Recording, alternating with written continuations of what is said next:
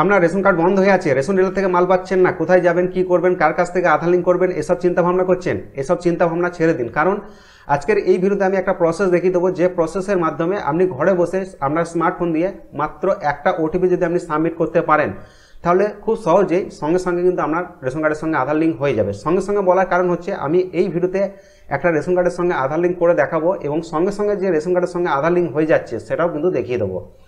তো এই ভিডিওতে আমি বেশি কথা বলবো না, চলে যাবো একদম মূল ভিডিওতে। তবে মূল ভিডিওতে যাওয়ার আগে একটাই রিকোয়েস্ট আপনাদের কাছে, আপনি যদি চ্যানেলের নতুন মেম্বার হন তাহলে অবশ্যই চ্যানেলটাকে সাবস্ক্রাইব করে রাখুন।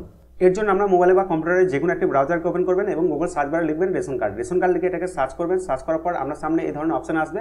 এবার ration card government of West Bengal যে লিঙ্কটি পাবেন এই লিঙ্কে ক্লিক করবেন।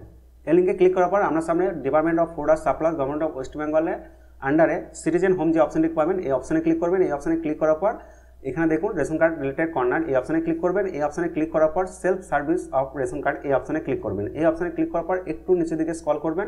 এখানে দেখতে পাবেন link Aadhaar to active the ration card, এই অপশনে ক্লিক করবেন। এই অপশনে ক্লিক করার পর আপনি যে রেশন কার্ডের সঙ্গে আধার লিঙ্ক করতে চাইছেন সেই রেশন কার্ড নাম্বারটি এখানে লিখবেন।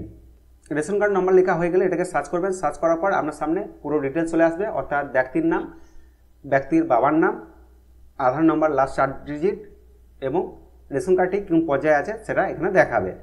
এবার আপনাকে আধার লিঙ্ক করতে হলে অবশ্যই এখানে আপনার যে আধার কার্ড নাম্বার সেই আধার কার্ড নাম্বারটি এখানে বসাইতে হবে। আধার কার্ড নম্বর বসানো হয়ে গেলে আপনি নিচে থেকে একটি কনসেন্ট বক্স পেয়ে যাবেন। এখানে একটা টিক মার্ক দেবেন এবং সেন্ড ওটিপি এই অপশনে ক্লিক করবেন। সেন্ড ওটিপি অপশনে ক্লিক করার পর আপনার আধার কার্ডের সঙ্গে যে মোবাইল নাম্বার লিঙ্ক হয়ে আছে সেই মোবাইল নাম্বারে একটি ওটিপি রিসিভ হবে এবং সেই ওটিপিটাকে এই ওটিপির ঘরে আপনাকে বসাইতে হবে।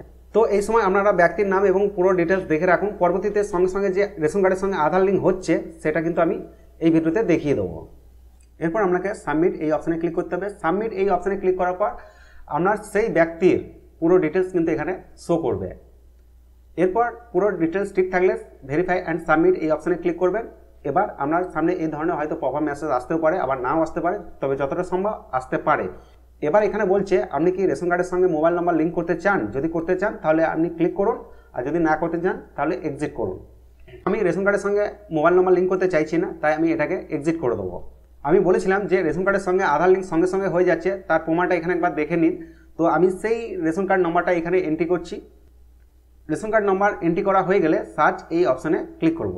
তো সার্চ এই অপশনে ক্লিক করার সঙ্গে সঙ্গে দেখুন রেশন কার্ডের সঙ্গে আধার লিঙ্ক হয়ে গেছে, অর্থাৎ আপনার যে কার্ডটি এতক্ষণ ডেমো আর দেখা ছিল সেটা অ্যাক্টিভ হয়ে গেছে।